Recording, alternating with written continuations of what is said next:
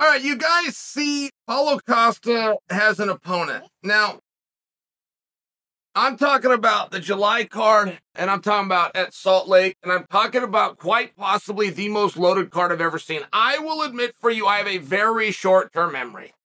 Nothing will compete with UFC 100. Nothing will, quite frankly, compete with 200. But I'm also eliminating those.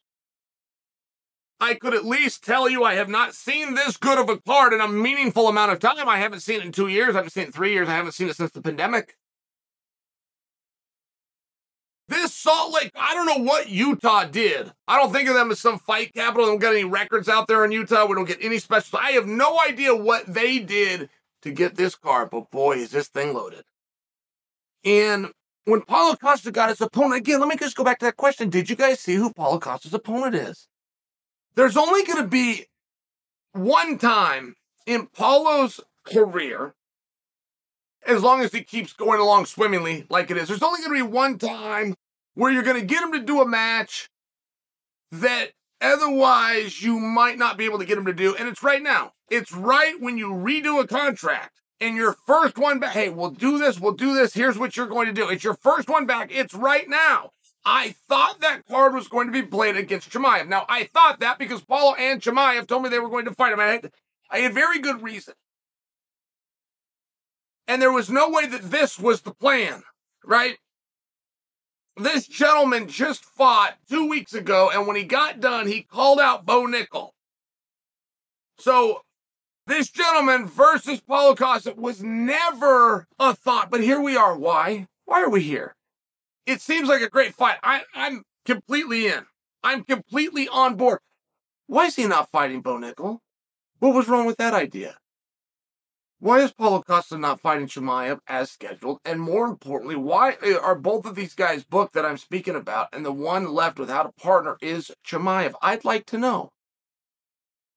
It's not a huge conspiracy, whatever the answer is. It's not a huge deal. How come we don't know?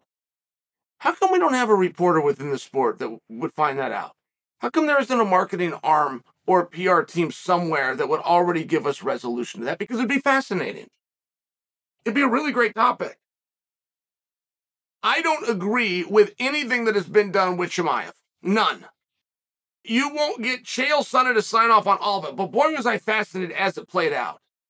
The accidental marketing experiment of taking Chimaev and turning him around instantly. It ended up being a 7-day weigh-in, 8 days till the fight, or a 6-day weigh-in and 7 days till the fight at 2 different weight classes. See, that was the most important thing. It was the most important thing, and I continually have to tell you that because the marketing and the PR team never has. I'm not sure that they're even aware that it happened, quite frankly. But they have never, and I do mean never, told you that Chimaev fought at 185 and then fought at 170, which is far more interesting than 85 and 85 or 70 and 70, or even 70 and then 85. It's a really big deal that he fought at 185. He's got 6 days until weigh-in on a fight that he wasn't planning to take, and he went down 15 pounds.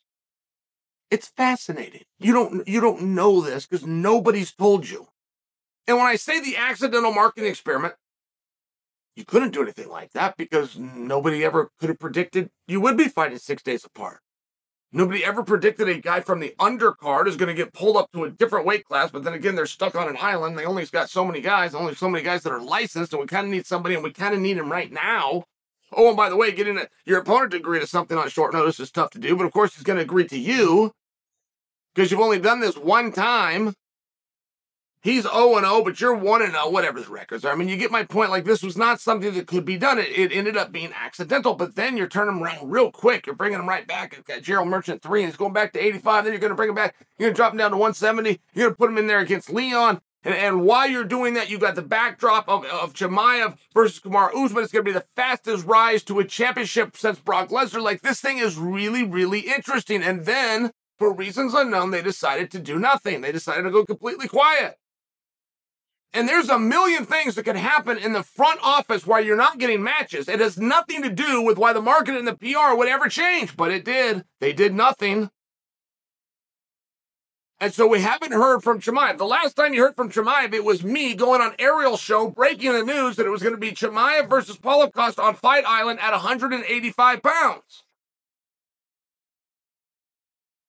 It turns out that's been broken up. Paulo Costa's on his way to Salt Lake in 60 days, and Chimaev still doesn't have a partner. That's interesting. How did we get here and why? It's not as though dude who 2 weeks ago called out Bo Nickel, there would be nothing meaningful about the guy's match. I can't produce his name or his opponent's name, but it was interesting when he called out Bo Nickel.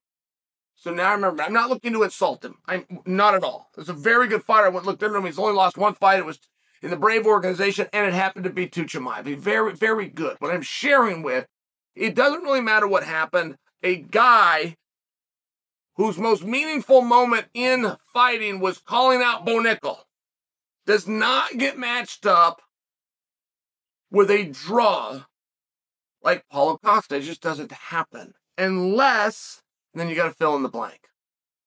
And you're still not going to get Paulo Costa to head that way on the card. You could do it one time, and that's his first time back after doing a new contract, which is what they did. So they like this and they valued it, and I'm just wondering why. What did they see here? What's the big deal? I like the Salt Lake, and I'm very open to different ideas. I mean, I tell you that I like the Salt Lake because we're going to bring the Paulo in there, right? And the Paulo did his last fight in the Salt Lake as well. That was against the Luke Rockhold. So is there something about that demographic specifically? And we like Paulo. We're going to get Paulo over here. We're going to get him on this one-off. And we're even going to break up this huge fight that the world wants to see. We're going to break up this huge fight, put him here against the guy that said Bo Nickel's name in broken English and got a better translation through Joe Rogan. I mean, it's one of these things. Why are we here? How did we get here? Why are we here? And moreover, why is the biggest name, the most headline-worthy, the loudest reception, the sports media darling Chimaev not mentioned at all? Why? Why is that? Is it a mistake? Somebody get busy? Does not realize that they're doing it? What is going to be next for Chimaev? Where is Chimaev going to go?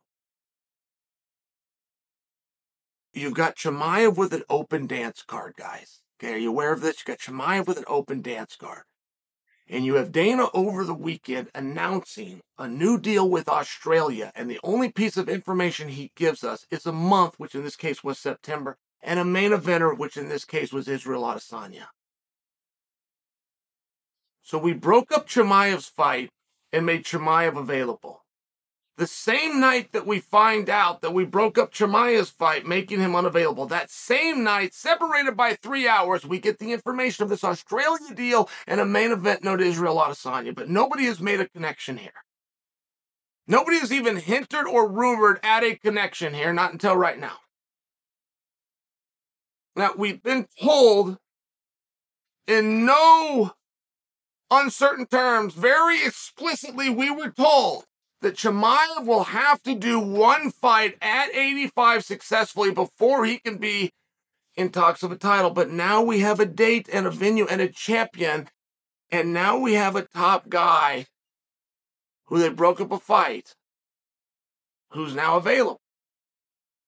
And they're talking about getting Duplessis or Robert Whittaker and getting one of them available to take on Izzy, which would be a return to, right, you don't have to wonder who's going to win that fight. That fight should have been broken up. It never should have been made. We don't have to wonder who's going to win that fight. So Robert Whittaker is going to come out of that fight. He's going to eliminate the top contender that the champion wants. And now we're going to be faced with, do we want to send Bobby Knuckles against the style better? We'll send him back to Australia, which currently has the gate. 57,000 people live in an arena. Do we want to do that? And if we do that, what do we do with Chimaev? And nobody has yet to make that connection until now.